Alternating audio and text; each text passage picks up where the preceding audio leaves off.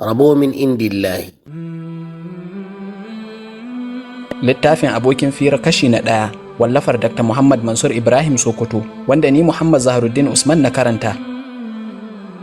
Labari na 5, rabo min indillahi. Wata baiwar Allah ce ta nemi kuɗi don yin lalurar biki daga wurin mijinta. Ta ce masa, mai gida, ina da buƙatar kuɗi don zuwa bikin ƙawata idan Allah ya baka. Buɗar bakinsa sai ya ce, ki je ke ma Allah ya baki mana. A cikin jin zafin maganar mijinta, ta fita ta goya ɗan ƙaramin yaronta ta nufi hanyar garinsu inda ake biki.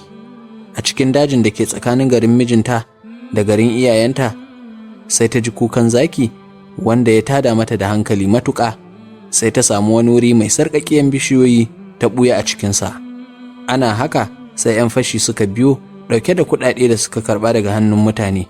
Suka zo kusa da wurin da take ɓuya suka shimfiɗa wani babban zani, suka zuba kuɗi suna shirin rabawa a tsakaninsu. Wannan mata bata san da su ba, kuma bata ji ɗuriyarsu ba, bata kuma san da ta kwance yaro da ke goye gare ta ba, saboda tsoro da firgici da take ciki. Shi kuma yaron da ya ji an kwance shi daga zanin goyo, sai ya rarrafa ya zo bayan sarkin ɓarayi ya dafa kafaɗarsa, ya ce, baba. Da waiwayarsa sai ya ga ɗan ƙaramin yaro ya dafa kafaɗarsa a cikin dokar daji. Sai ya ɗauka yaron ɗan aljanu ne.